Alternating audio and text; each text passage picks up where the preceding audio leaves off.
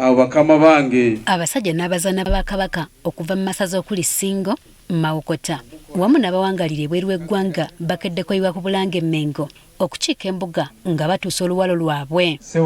Wano ssentebe wa disitulikiti Mpigi Martin Ssejjemba aloopedde Katikkiro nga bwe waliwo abantu abazuuliddwa nga bakumpanya ettaka lya Kabaka mu ssaza ly'e Mawokota ne baligabirako n'ebyapa era nga batandise dda ku nteekateeka y'okubisazaamu. Twasisinkana ng'ettaka lingi nnyo erya gavumenti public land ne mugendamu lya Ssaabasajja Kabaka nga lyakolebwako ebyapa. Twakasobola okuteekawo district land board. Obuvunaanyizibwa omu gye twabuwa kwe kusazaamu ebyapa ebimu ebyakolebwa mu Mankwetu. Ettaka erimu baligaba nga kuliko abantu naye bayikolera minati singa okutali bantu. Ssejjemba yatalimye kutegeeza Kamalabyonna nga bwe waliwo abantu bwe bavuganya ku bifo eby'enjawulo abeetanidde okubavuvuba n'ekigendererwa eky'okubalemesa okutuusa eddoboozi ly'abantu eribe kikwatako. Okwesimbawo n'okuvuganya si lutalo lwa kufa wabula omukisa oyo asinze okweteekateeka okusobola okuweereza abantu okusingira ddala ebitundu ensonga ze biyimirirako. Ne bw'olaba oluusi ebigenda mu maaso oluusi wennyamira ng'eddoboozi ly'abantu lyagala okuwetebwa n'omukono ate ogw'ekyuma.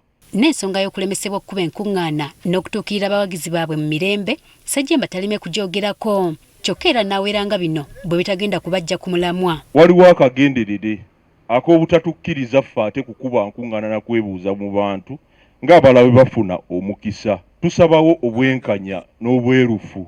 Amazima matuufu Katikkiro tugenda kubaako kuleka kintu kyonna kye tukkiririzaamu kabeere lubaale. Era abalowooza nti nno bajja kusiba bannaffe okukwata n'okujwetekako abantu ebisango, ekyo kikafuuwe, tetugenda kuleka nsonga zaffe ze tukkiririzaamu. Kati ono wano wasinzidde n'asaba abakuumaddembe wamu n'akakiiko k'ebyokulonda okukwataganira wamu nabo mu kaweefube ono ng'olwo banaasobola okukuuma emirembe. Twagala okusaba abakuumaddembe n'okusaba ebitongole eby'enjawulo mu buvunaanyizibwa obw'enjawulo akakiiko k'ebyokulonda katuwe okulonda okw'obwenkanya okutaliimu byana na baana. Kituyambeko naffe okukuuma eddembe kubanga tuwulira nga waliwo okunyigirizibwa okwagagenderere gye twolekedde. Mu kwogera ow'omu mbuga asaba ebibiina by'obufuzi eby'enjawulo okwegendereza abantu be biwa okubikwatira kaadi mu kalulu akabindabinda nti bitunuulira nnyo abalina obusobozi okulwanira omuntu asookerwako naddala okusitula embeera zaabwe mwe bawangaalira. Ayagala okukiikirira abantu alina amagezi agayinza okukyusa embeera mu bantu aba bulijjo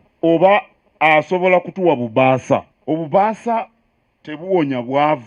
N'obusobozi okulwanirira eddembe ly'obuntu Katikkiro agamba nti kimu ku bisaanyizo ebyetaagisa abantu abaweebwa kaadi. Oyo aweereddwa bendera y'ekibiina alina obusobozi okuyimirira mu lukiiko oba lwa ggombolola oba lwa disitulikiti oba paalamenti n'ayanja ensonga ezikwata ku ddembe ly'obuntu.